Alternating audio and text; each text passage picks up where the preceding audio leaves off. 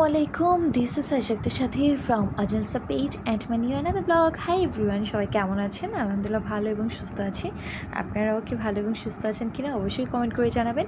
আর আজকে নতুন একটা রেসিপি নিয়ে চলে আসলাম অনেক দিন পর। সো শুরু করা যাক বেশি কথা না বাড়িয়ে।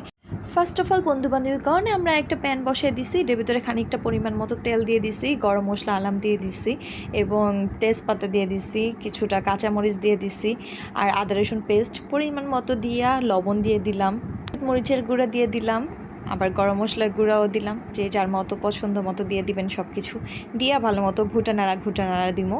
এটারে ভালো মতো ভাইজা নিয়ে তারপর খানিকটা পানি দিয়ে দিম। আর হ্যাঁ, আমি কিন্তু স্পেশাল বিরিয়ানির মশলা নিজে বানায় রাখছিলাম, তো ওইটা খানিকটা আমি 2 চামচের মতো দিয়ে দিছি। এটা আপনারা না দিলেও পারবেন, কোনো সমস্যা নাই। তো ভালো মতো কষানোর পর এখানে আমি 2 কেজির মতো গরুর গোস্ত লইছিলাম ছোট ছোট করে কাটা। আর হ্যাঁ বান্ধবীগণ বইলা দিতেছে এখন কি রান্না করব। এটা হচ্ছে গরুর তেহারি। তো আমার গরুর তেহারি অনেক ভালো লাগে, আর কার কাছে ভালো লাগে একটু জানাইবেন। তো তারপরে এই যে ফ্রেশ করে ধুয়ে রাখা ছোট ছোট করে কিউব করে কাটা রাখা গোস্তগুলোকে কষাই না মশলার মধ্যে ভালো মতো দিয়ে দিব। তারপর এটারে ভালো মতো কষামো, অনেকক্ষণ নাড়াচাড়া দিব। দেওয়ার পর যখন গোস্তটার উপর থেকে পানি উঠাইব তখন সুন্দর করে আর একটু পানি অ্যাড করে ভালো মতো গোস্তটারে সিদ্ধ করতে দিব।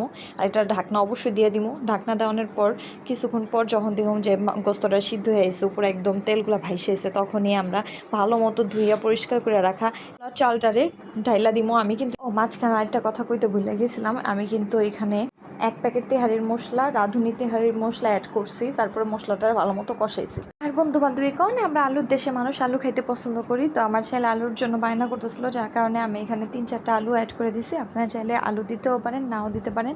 তারপরে হচ্ছে আমি আলুটা দিয়া আবার খানিকটা পানি দিয়ে ভালো মতো সিদ্ধ করাইছি। তো একসাথে কষায় ফেলছি। কষানোর পর এদিকে 2 কেজির মতো গোস্ত লইছি, আর এইদিকে আমি চাউল লইছি মাত্র 1 কেজি। তো আপনাদের পছন্দ মতো আপনাদের কোয়ান্টিটি অনুযায়ী আপনারা এদিকে দিবেন। চালটা দেওয়ানোর পরে এটারে আমরা আবার ভালো মতো কষানোর পরে আমি খানিকটা এদিকে কাঁচামরিচ, গোলমরিচ এবং কিছুটা 2 চামচের মতো মিল্ক পাউডার অ্যাড করে দিব। আপনারা চাইলে টক দইটাও অ্যাড করতে পারেন। তো আমার এদিকে মিল্ক পাউডারটা ছিল, আমি ওইটা দিছি। তারপরে বন্ধু বান্ধবীগণ চালটা দেওয়ানোর পর যখন দেখবেন যে চালটা ভালো মতো ফুইটটা এসে পড়ছে, তখন একটু আপনি কিশমিশ আর হচ্ছে 2 চামচের মতো ঘি দিয়া গরম তেলে দেখবেন অনেক সুন্দর একটা সুঘ্রাণ আইতেছে। উফ, এত সুন্দর গ্রান ছুটছে বিরিয়ানিটার, এত খাইতে মজা হয়েছে কি বলবো। বান্ধবীগণ আপনারা একটু বাসায় একদিন ট্রাই করে দেখবেন, আর অবশ্যই আমার কমেন্ট করে জানাবেন কেমন হয়েছে। পরিমাণ মতো একটু টেস্টিং সল্ট চাইলেও দিতে পারেন, না দিলেও কোনো সমস্যা নাইকা। তো তারপর হয়েছে দেখবেন হয়ে গেছে গরম গরম তেহারি। আর হ্যাঁ, অবশ্যই কিন্তু আমার এই কমেন্ট করে জানাইবেন কার কাছে কেমন লাগছে। আর অবশ্যই বাসায় ট্রাই করে আমার দাওয়াত দিবেন, আমরা যাবো, ঠিক আছে?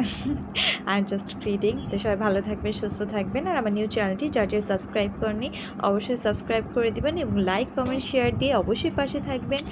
আর সবাই আমার জন্য দোয়া করবেন। আল্লাহ হাফিজ, আসসালামু আলাইকুম।